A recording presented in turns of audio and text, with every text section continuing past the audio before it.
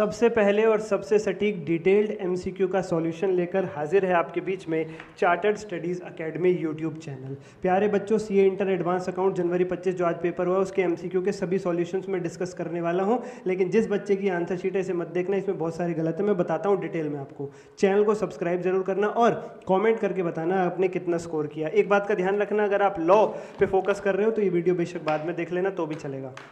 सबसे पहले हम डेफर्ड टैक्स एसेट और डेफर्ड टैक्स लायबिलिटी वाले क्वेश्चन के बारे में बात कर लेते हैं जो सबसे ज़्यादा झंझट पैदा कर रहा था। देखिए जी, एक केस स्टडी आपको यहाँ पे दे रखी थी, डीटीए की वैल्यू दे रखी है, ओपनिंग वैल्यू और डीटीएल की वैल्यू दे रखी है, और डेप्रिसिएशन अकाउंट्स के हिसाब से, इनकम टैक्स के हिसाब से, interest paid, employer contribution not allowed, बहुत सारी चीज़ें दे रखी थी।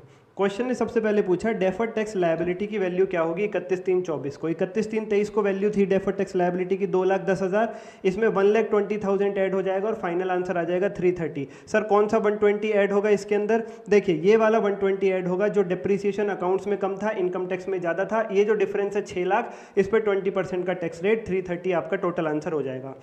उसके बाद कह रहे हैं रिवर्सल कितना होगा डेफर्ड टैक्स एसेट का।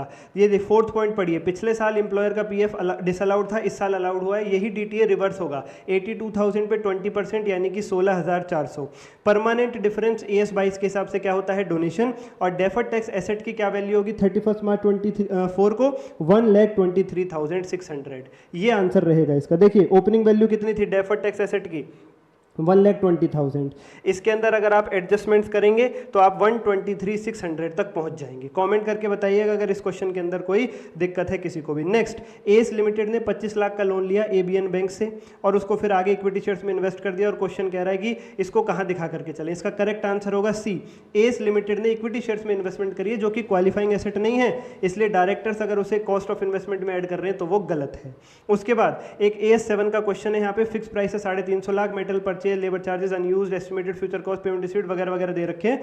प्रॉफिट लॉस ऑन कॉन्ट्रैक्ट पूछा है, यहाँ पे बच्चे गलती कराए होंगे क्योंकि उन्होंने ईयर वाइज निकाल दिया होगा। इसने पूछा है पूरे प्रॉफिट और लॉस का कॉन्ट्रैक्ट, पूरे कॉन्ट्रैक्ट का प्रॉफिट और लॉस कितना होगा। देखो आपने रेवेन्यू उठाओ 350 लाख, 350 लाख के रेवेन्यू में से कॉस्ट माइनस करनी है, आपका आंसर आ जाएगा। कॉस्ट में क्या लेना है? Material 125, labour 95, unused material minus कर दो 22, फर्दर कॉस्ट 115 ऐड कर दो, पेमेंट रिसीव्ड का कुछ नहीं करना, और डेप्रिसिएशन 4 साल के लिए ऐड करना है मशीनरी पे। 210 lakh divided by 20 multiply by 4, ये टोटल मारोगे कॉस्ट का, रेवेन्यू 350 में से माइनस करोगे, आप लॉस ऑफ 5 लाख पे पहुंच जाओगे। इसका आंसर होगा A। कैश फ्लो स्टेटमेंट निहायत ही आसान था, कैश फ्लो स्टेटमेंट बहुत ही आसान था प्यारे बच्चों। कैश फ्लो स्टेटमेंट में आपको सारे आइटम बता देता हूँ कौन सा आइटम कहाँ जाएगा। कैश सेल्स ऑपरेटिंग में, ट्रेड रिसीवेबल ऑपरेटिंग में, रेंट फ्रॉम इन्वेस्टमेंट इन्वेस्टिंग में, इनकम टैक्स रिफंड ऑपरेटिंग में, लोन फ्रॉम बैंक फाइनेंसिंग में, इशू ऑफ शेयर्स फाइनेंसिंग में, सेल ऑफ इन्वेस्टमेंट इन्वेस्टिंग में, trade payable operating, office and selling expense operating, trade commission operating, underwriting commission financing, redemption financing, brokerage और sale of investment investing, interest on long term borrowing financing, payment of overhead operating और purchase of goodwill investing. इसके बाद जो final answer आ रहे थे investing activities से, जो हमारा फाइनल आंसर है वो है 54,300, और ऑपरेटिंग एक्टिविटीज से जो हमारा फाइनल आंसर है ऑपरेटिंग से, फाइनेंसिंग से बता देता हूँ पहले, वो है 1,60,600 नेगेटिव। और क्वेश्चन पूछ रहा है इन्वेस्टिंग एक्टिविटी में क्या नहीं आता, वुड बी क्या इन्वेस्टिंग एक्टिविटी में आएगा? इसका आंसर है C, purchase of goodwill investing activity में आता है।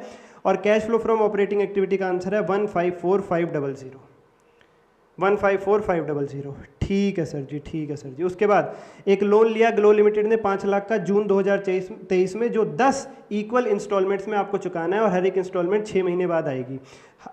रिमेनिंग लोन को बैलेंस शीट में कैसे क्लासीफाई करके चलेंगे, बहुत ध्यान से सुनना। जून 23 में आपने 5 लाख का लोन लिया, 10 किस्तों में चुकाना है। पहली किस्त दिसंबर 2023 को ड्यू होगी। 5 लाख को 10 से भाग करो, कितना आता है सर? 50,000। तो पहली किस्त आप 50,000 की पे कर दोगे दिसंबर 23 को। तो आपको पहले तो ये बताओ दिसंबर 23 को क्या बचेगा? दिसंबर 23 को क्या बचेगा सर? दिसंबर 23 को जो लोन का अमाउंट बचेगा वो बचेगा 4,50,000। अगली किस्त कब पे करने वाले हो? जून 2024 में, यानी 6 महीने बाद। रास्ते में पड़ेगी 31 मार्च 2024, जिस दिन 4.5 लाख का आउटस्टैंडिंग रहेगा, जिसमें से 1 लाख रुपया शॉर्ट टर्म बोरोइंग में जाएगा क्योंकि वो जून 24 और दिसंबर 24 में 50-50 हज़ार के रूप में अगले 1 साल में पे करने वाले हो, और बचा 350 लॉन्ग टर्म बोरोइंग्स में जाएगा। आंसर होगा A। उसके बाद गवर्नमेंट ग्रांट, बहुत ही अच्छा क्वेश्चन है। 1 अप्रैल 19 को ग्रांट आई है 15 लाख रुपए की, और मशीन आपने 50 लाख की खरीदी थी जिसमें से 15 लाख की ग्रांट मिल गई, वो आपने एडजस्ट कर दी। यानी आपने 35 लाख रुपए का खर्चा अपनी जेब से किया। ग्रांट को फिर कॉस्ट ऑफ मशीन में क्रेडिट किया, लाइफ 10 साल है, 10 साल बाद इसकी स्क्रैप वैल्यू 5 लाख बचेगी, कंपनी ने डेप्शन लगाया स्ट्रेट लाइन मेथड बेसिस पर। ठीक है sir ji. Due to non fulfilment of certain conditions the company had to refund the entire grant on 1 April 2021। 1 April 21 को रिफंड करना पड़ा। और उसके बाद इसमें AS 28 मिक्स कर दिया कि रिकवरेबल अमाउंट 28 लाख है, बैलेंस लाइफ 4 साल है, वगैरह वगैरह वगैरह। मैं इसके आंसर बताता हूँ आपको।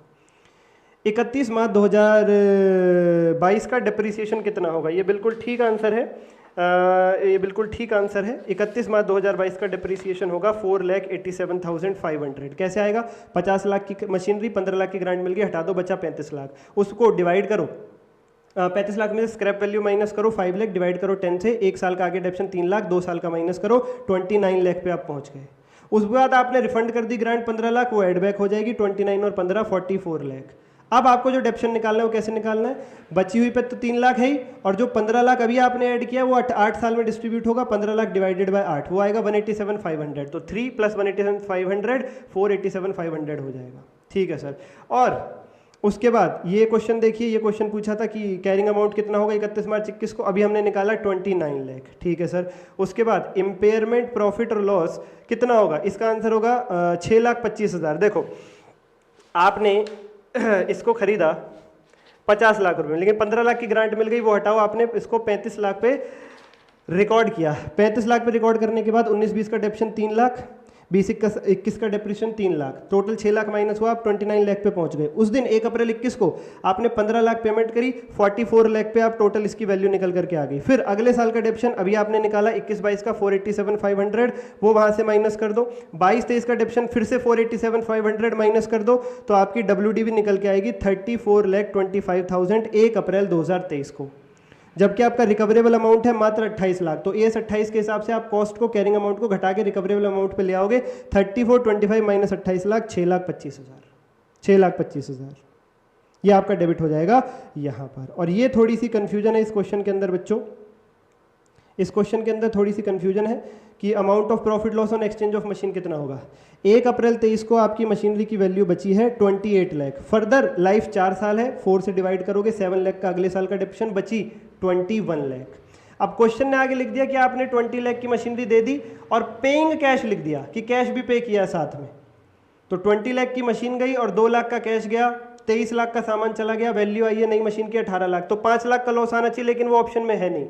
तो हम अज्यूम करेंगे गेटिंग, वहाँ पेमेंट की जगह रिसिप्ट वर्ड लिखा होगा कि 21 लाख की मशीन चली गई और 2 लाख का कैश और 18 लाख की मशीन आ गई, 20 लाख का सामान आ गया, 1 लाख रुपए का नुकसान, बी लॉस ऑफ 1 लाख। अगर किसी बच्चे ने डी लिखा है 3 लाख का लॉस, हो सकता है उसे भी पूरे मार्क्स मिल जाए, क्योंकि हो सकता है इंस्टीट्यूट ने ये क्वेश्चन इस एंगल से बनाया हो कि कैश हटा दो, मशीनरी बची 21 की जो चली गई, नई मशीनरी आई 18 लाख की, तो मशीनरी पे कितना लॉस हुआ 3 लाख। तो जिन्होंने 3 लाख लिखा है हो सकता है उनको भी पूरे मार्क्स मिल जाए। चलिए जी, कमेंट करके बताओ आपका स्कोर कितना है, और अगर इनमें कोई करेक्शन होती है, फर्दर कुछ इन्फॉर्मेशन निकल के आती है, तो हम कमेंट बॉक्स में जरूर बता करके चलेंगे। Stay tuned, thank you everyone.